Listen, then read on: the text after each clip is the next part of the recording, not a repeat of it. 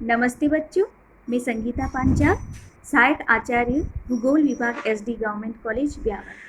पूर्व की वीडियो में हमने आर्थिक भूगोल की परिभाषा एवं उसके विषय क्षेत्र के बारे में विस्तृत चर्चा की।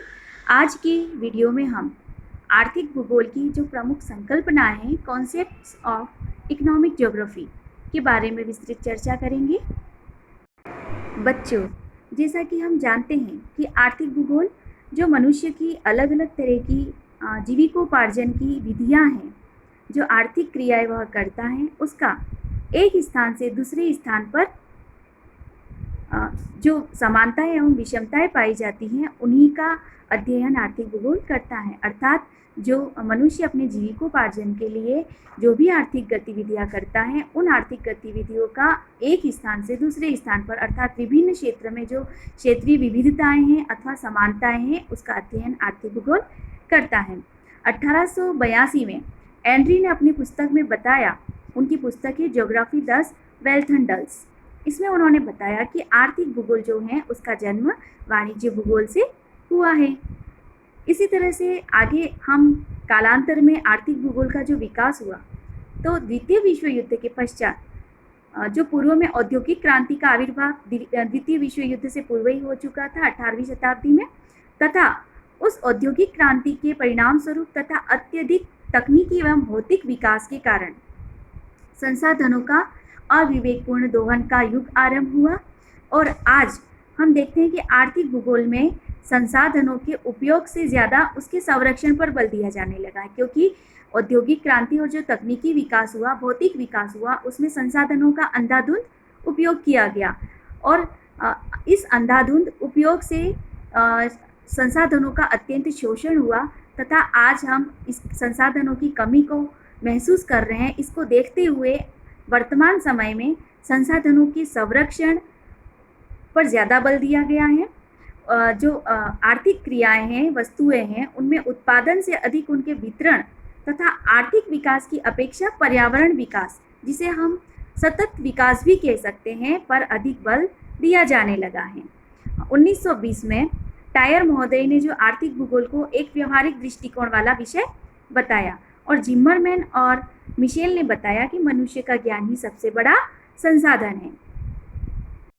बच्चों, जो आर्थिक भूगोल की प्रमुख संकल्पनाएं हैं, उसमें जो पहली संकल्पना है वह है आर्थिक भूदृश्य अर्थात इकोनॉमिक लैंडस्केप। इसके अंतर्गत किसी भी प्रदेश के जो आर्थिक व्यक्तित्व हैं उसको अभिव्यक्त किया जाता है। अर्थात आर्थिक भूदृश्य किसको अभिव्यक्त करता है? किसी भी प्रदेश के आर्थिक व्यक्तित्व को आर्थिक भूदृश्य अभिव्यक्त करता है। मानव के द्वारा जो प्राकृतिक संसाधनों के अधिकाधिक उपयोग किया गया, उस पर ही इस आर्थिक भूदृश्य में बल दिया जाता है। दूसरी जो संकल्पना है वह गत्यात्मक आर्थिक भूदृश्य है। अर्थात पहली संकल्पना आर्थिक भूदृश्य के बारे में थी, जो कि किसी भी क्षेत्र के आर्थिक व्यक्तित्व को अभिव्यक्त करता है, और इसी तरह से जो दूसरी संकल्पना है वह गत्यात्मक आर्थिक भूदृश्य है, जिसमें यह जो संकल्पना है वह सदैव परिवर्तन एवं विकास के तत्व को महत्व देता है। गत्यात्मक, जैसा कि शब्द से ही द्योतक है इसका अर्थ कि गत्यात्मक अर्थात गतिशीलता। आर्थिक भूदृश्य में जो गतिशीलता या परिवर्तन या विकास जो होता है, उसी के महत्व को गत्यात्मक आर्थिक भूदृश्य में बल दिया जाता है। जहाँ आर्थिक भूदृश्य है वह भूतकाल के आर्थिक कार्यों का परिणाम है, वहीं पर जो गत्यात्मक आर्थिक भूदृश्य है वह पुरोगामी और भावी विकास की संभावनाओं को व्यक्त करता है।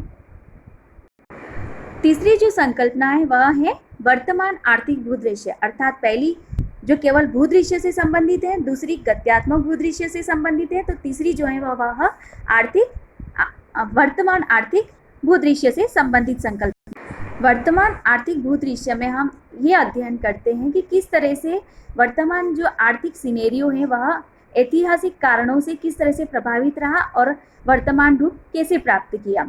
जैसे कि संसाधन है, अलग अलग संसाधन अलग अलग क्षेत्रों में अलग अलग तरह के संसाधन प्राप्त होते हैं, उपलब्ध होते हैं। संरचना भी अलग अलग क्षेत्रों की अलग अलग होती है, जैसे कि भौतिक संरचना, कहीं पर्वत है, पठार है, तो कहीं मैदानों की प्रधानता होती है। इसी तरह से संसाधन और संरचना के अकॉर्डिंग ही आर्थिक विकास भी हर क्षेत्र का अलग होता है और आर्थिक प्रक्रिया द्वारा उपलब्धि जो है वो भी अलग अलग क्षेत्रों की अलग अलग होती हैं। तो वहाँ की जो वर्तमान स्थिति है, आर्थिक स्थिति, उसकी जो विकासात्मक स्तर को प्रकट जो करता है वह है वर्तमान आर्थिक भूदृश्य। युवावस्था में किसी भी क्षेत्र का जो विकास होता है तो उसकी युवावस्था में संसाधनों के का जो शोषण किया जाता है, अर्थात उनका उपयोग किया जाता है कि अवसर उपलब्ध रहते हैं। और धीरे धीरे जैसे जैसे युवावस्था परिपक्व अवस्था में बढ़ती है तो एक ऐसी स्थिति आती है, ऐसी चरम उत्कर्ष स्थिति आती है जहाँ संसाधनों का उच्चतम उपभोग होता है तथा अंत में जब वृद्धावस्था में विकास की जो प्रगति है वह धीरे धीरे अवरुद्ध होने लगती है, उनमें गति धीमी होने लगती है और इस तरह से वर्तमान आर्थिक जो भूदृश्य है उसका विकास होता है। चौथी जो संकल्पना है वह स्थिति स्थापना तथा वितरण की व्याख्या से संबंधित है। आर्थिक जो क्रियाकलाप है मनुष्य के, उसकी स्थिति में सिद्धांत और जो नियम है उसके आधार पर स्थिति स्थापना और वितरण की व्याख्या की जाती है। इसमें जो है प्रमुख रूप से वह विषय वस्तु उपागम तथा प्रादेशिक उपागम को आधार बनाकर अध्ययन किया जाता है।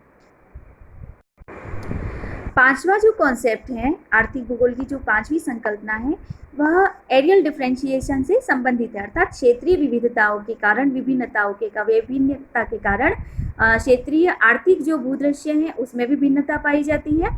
और इन आर्थिक भिन्नता के साथ साथ सांस्कृतिक एवं जैविक भिन्नता भी पाई जाती है और इसी के आधार पर परिणाम स्वरूप उपलब्धि के स्तर में भी भिन्नता देखने को मिलती है। अर्थात क्षेत्रीय विभिन्नता के कारण जो क्षेत्रीय आर्थिक भिन्नता उत्पन्न हुई है, जैविक भिन्नता उत्पन्न हुई है और सांस्कृतिक भिन्नताएं उत्पन्न हुई है, इन्हीं के फलस्वरूप उपलब्धि का स्तर भी भिन्न भिन्न होता है। अर्थात हर जगह का आर्थिक भूदृश्य दूसरी स्थान की तुलना में विभिन्न समान असमान हो सकता है। छठी संकल्पना इस का संबंध है वह इस बात से है कि जो क्षेत्रीय क्रियात्मक अंतर संबंध है, अन्य क्षेत्रीय क्रियात्मक जो एक्टिविटीज़ है अंतर, जिसे हम इंट्रा एक्टिविटीज़ या अन्योन्य क्रिया कह सकते हैं, में विभिन्न जो प्रदेश हैं उसमें एक विचित्र पारस्परिक क्रियात्मक अंतर संबंध डेवलप हो जाता है। और यही जो विचित्र जो पारस्परिक अंतर संबंध है वह लंबवत और क्षैतिज दोनों प्रकार का होता है। अर्थात जो छठी संकल्पना है उसके अंतर्गत विभिन्न जो क्षेत्र हैं, क्षेत्रीय जो उन क्षेत्रों में होने वाली जो आर्थिक क्रियाएं हैं उनमें एक परस्पर सा प्रभाव होता है, क्रियात्मक अंतर संबंध होता है और इन्हीं अंतर संबंधों का लंबवत और क्षैतिज दोनों प्रकार का जो संबंध है, अंतर संबंध, उसका अध्ययन हम इस संकल्पना के तहत करते हैं। सातवीं संकल्पना के अंतर्गत इस बात का अध्ययन किया जाता है कि जो भूदृश्य हैं अलग अलग तरह के, चाहे वह सांस्कृतिक भूदृश्य हो, चाहे भौतिक भूदृश्य हो या आर्थिक भूदृश्य हो, इन भूदृश्यों का जो क्षेत्रीय कार्यात्मक संगठन है वह संकेंद्रीय होता है और समान दोनों प्रकार का होता है। अर्थात भूदृश्यों का क्षेत्रीय कार्यात्मक जो संगठन होता है वह संकेंद्रीय अर्थात एक केंद्र पर केंद्रित होने वाला तथा समान दोनों प्रकार का होता है। इसमें पारस्परिक जो संबंध है कहीं तो स्पष्ट होते हैं तो कहीं अस्पष्ट होते हैं। जो अस्पष्ट संबंध हैं जैसे कि परिवहन, संचार वाहन आदि से इनको संबंधित किया जाता है। अर्थात जो अलग अलग तरह के भूदृश्य हैं उसका क्षेत्रीय जो कार्यात्मक संगठन है वह संकेंद्रीय, समान, असमान दोनों प्रकार का हो सकता है। कहीं यह संबंध स्पष्ट होते हैं तो कहीं अस्पष्ट होते हैं। तो जो अस्पष्ट संबंध है उसको परिवहन तथा जो परिवहन के विविध साधन है, संचार के साधन है, मीन्स ऑफ ट्रांसपोर्टेशन है, उससे रिलेट किया जाता है।